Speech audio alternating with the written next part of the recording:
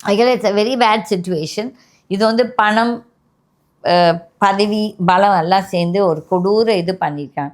ஆனால் இப்போ என்ன மக்கள் யோசிக்கணும்னா, இனிமேல் இந்த மாதிரி ஒரு கோயில்களுக்கு தேவையில்லை. கடவுள் நம்ம மனசுலே இருக்கார். நம்ம வந்து ஒரு கோயிலுக்கு போய் தான் இந்த மாதிரி இல்லாட்டி இந்த மாதிரி சாமியார்கள், மெயினாக சாமியார்கள், ஓகே. இது வந்து எல்லா சாமியார்கள் 98% ஆஃப் த சாமியார்கள் ஃப்ராடாக இருக்காங்க இன்றைக்கி.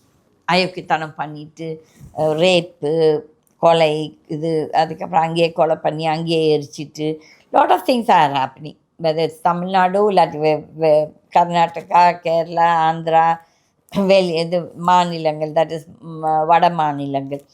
அப்போ வந்து மக்கள் தான் உஷாராக இருக்கணும்.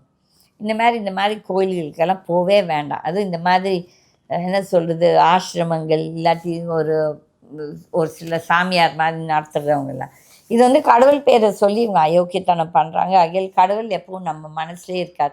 நம்ம இந்த கோயிலுக்கு போய் தான் புண்ணியம் சம்பாதிக்கணும்னு தேவையே கிடையாது. மக்கள் இன்னுமேல திருந்தணும், இன்னுமேல உஷாராக இருக்கணும். எப்படி இந்த மாதிரி ஒரு இடத்துல இப்படி ஆயிடுச்சுன்னு சொல்லி இன்னும் கேர்ஃபுல்லாக இருக்கணும். அதே மாதிரி இப்போ 2-3 பேர் வெளியே வந்திருக்காங்க இந்த சொல்கிறக்கு விட்னஸஸ். இன்னும் எவ்வளோ பேர் வர முடியுமோ வருவாங்களான்னு தெரியாது. ஆனால் சுப்ரீம் கோர்ட் இல்லாட்டி கோர்ட் வந்து அது ஒரு இதாக எடுத்துக்கக்கூடாது. ஏன்னா நீங்கள் வந்து விட்னஸ் சொல்கிறது வந்து யார் மேலே, ஒரு வெரி பவர்ஃபுல் அயோக்கியன் மேலே. அப்போ வந்து அவங்க உயிரும் ஒரு என்ன சொல்கிறது கேள்விக்குறியாக இருக்கும்.